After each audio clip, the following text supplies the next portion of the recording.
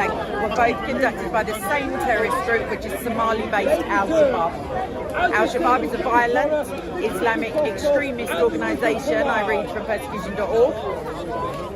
They've been operating out of Somalia since they were part of the Islamic Courts Union previous to 2006. Then in 2012 they pledged allegiance to Al-Qaeda. Since that time, they've held large parts of the Somali countryside, including much of the rural and surrounding Mogadishu, the country's capital.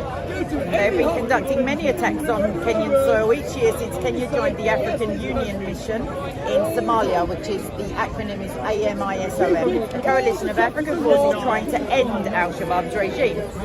These attacks often, but not always, target Christians and are very brutal. Hundreds of people have been killed by Al-Shabaab over the past decade in Kenya, many of them executed only because of their Christian faith. Al-Shabaab believes that if they kill enough Christians in Kenya, then the Kenyan government will stop supporting AMISOM.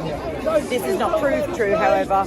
So on that note, I'd like you to please pray for Al-Shabaab, firstly. I'd like you to pray that whatever is causing them to persecute Muslims and Christians, because if they're anything like ISWAP and Boko Haram, they also kill Muslims because it's mainly tribal in Africa.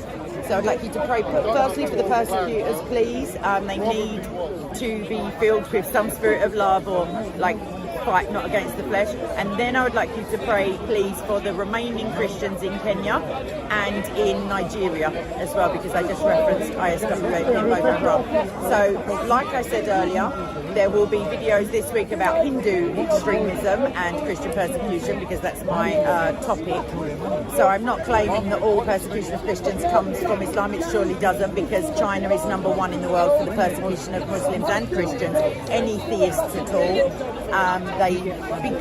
Because the idea of God and the idea of an ultimate truth and an objective truth is dangerous to godless, atheistic or communist regimes, because they know that if people are imbued with the truth, if they have the truth in their heart, then it doesn't matter if you persecute the body necessarily.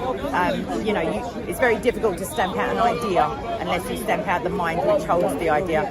So please do pray for Christians everywhere, but focus your hearts especially on Pakistan, Nigeria, Sudan, Ethiopia for sure. In July and August of this year, 500 Christians have been murdered in Ethiopia, and 4,000 Ethiopian Christians have had to basically flee their places of residence and go into internally displaced persons camps, which can then be re-attacked.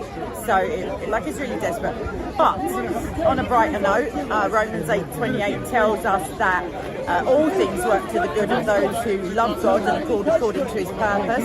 I don't particularly know what that good will be, but I know that Jeremiah 29:11 onwards says that God alone knows the plans for us, plans to prosper us and not to harm us, to give us a future and a hope. So we will be hated, as Christ said, because the world didn't understand it. The darkness does not understand the light. But that doesn't mean that you need to retreat from your faith or denounce your true beliefs, because no man should have power over your soul. There's no point in saving your body and losing your soul. And I think Muslims would agree, and I think many other theists would agree with that.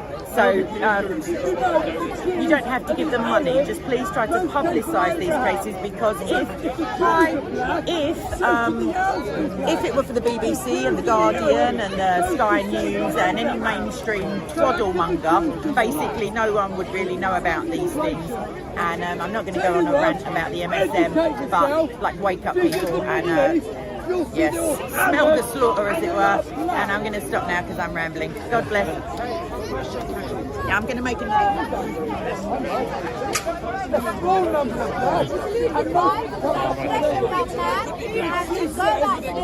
As long as I don't commit harm, cause injury, cause loss, preach the peace, I haven't committed a crime.